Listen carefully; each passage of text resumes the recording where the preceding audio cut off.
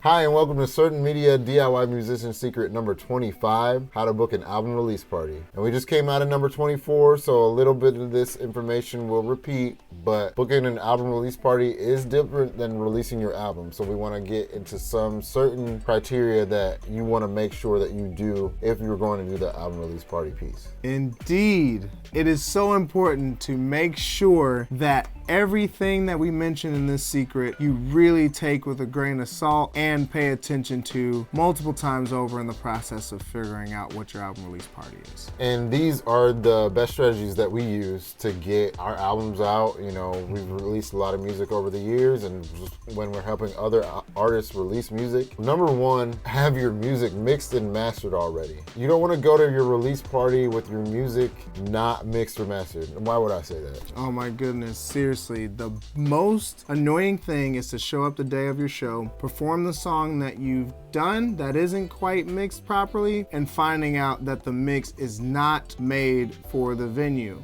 or the space or the system that it's playing out of. So you want to do yourself and the folks coming to support you a favor and make sure that these songs are mixed properly before you plan the event. Yeah, you don't want to get to the party time and your music isn't mixed and mastered and you can't get it on a physical copy or even released on the internet in time for the party. Indeed. I mean, you want to give yourself ample time.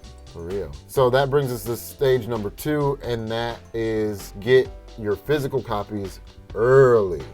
Yes. And why would I talk about that?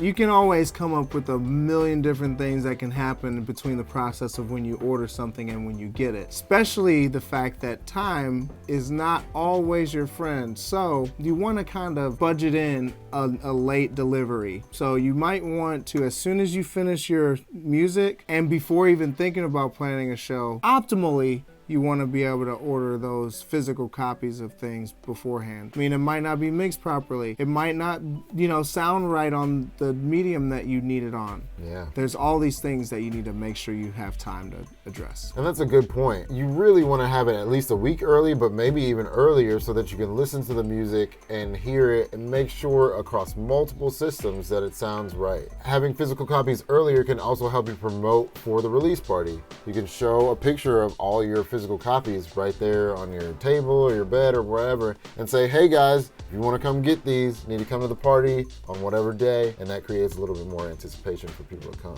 So step 3 is to book a venue for your show, and if you don't know the steps for that, just go back to secret number 14, how to book a show. Step number 4 is to decide if you're going to have supporting acts for your show, and for an album release party, you don't always have to have support acts. Have you ever seen anybody do a solo kind of show like that? I have. I've definitely seen folks perform solo album release shows, and they would go pretty decently. When you do something like that, you definitely want to consider a couple things. One, if you're doing it alone, make sure that the venue is not too big so it feels like you're playing to an empty room. But also you want to make sure it's not too small to where you can actually fit the amount of people you anticipate having. Plus you want to make it comfortable for anybody supporting you. Yeah, and I would suggest having support acts on your show. Now, regular shows, definitely you're gonna have support acts. If you don't do that, you're missing out on new fans. But this is a good way to make their fans your fans, and you can share fans. It's not like people listen to only one type of music.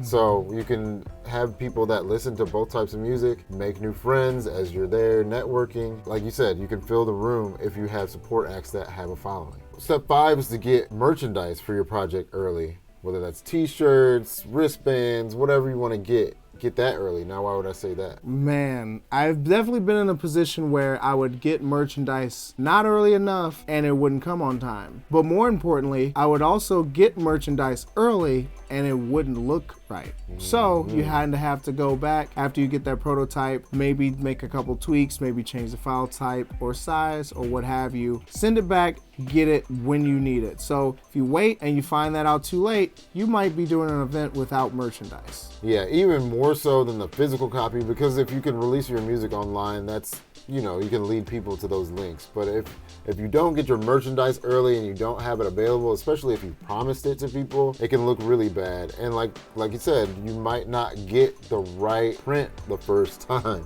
So you want to maybe have time to send that back, get a couple different iterations. You may want to have this a month to 2 months before you even have the release party. Some of the best advice I've received on getting merchandise is you can almost certainly anticipate the prototype not being the final. So that's good advice. If you go in that way, you probably will avoid having any of your merchandise show up late. And once you've done all this, you can kind of get to step 6, which is to rehearse a lot. Indeed, there's no such thing as too much rehearsing in my opinion, mostly because in my experience in performing, especially with other people, your energy and relationship with one another is one of the most important parts of your show going well. So you can have your merchandise, you can have your set, you can have all your instruments down, but if the energy's off with your relationship with your bandmates and things, that can be a make or break moment for a fantastic show, between a good show and a great show. Yeah, and you really want to be comfortable in your show when you get to the venue, because you're going to have a lot of other things going on besides performing. So you want to have your head in a good space to be able to perform and do all the other things like man the merch table or however that goes. And if you've rehearsed a lot, it'll be a lot easier to do. Step number 7 is to create at least one moment, but create a few moments in your show where you intend to connect with the audience. Yes, you really have to think to yourself, what is your favorite thing you've seen at a live show?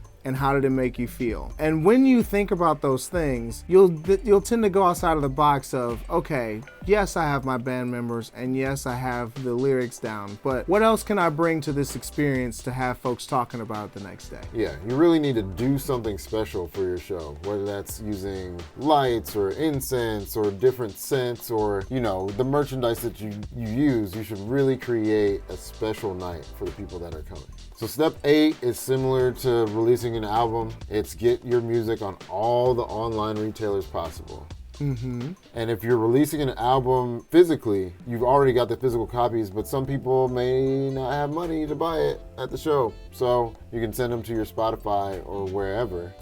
And the more places that you can send them, the better. Indeed. It's so cool these days how many different ways that people can get media. And one of my favorite things is, you know, reducing the carbon footprint by, you know, being able to play an audible on giving people physical copies. I mean, having something tangible is great. Sometimes in a pinch, having a bunch of download codes beats having a physical copy. So sometimes you can play it with that. And with that, that's the end of this module. Next, we're going to get into Certain Media DIY Musician Secret number 26, networking for DIY musicians.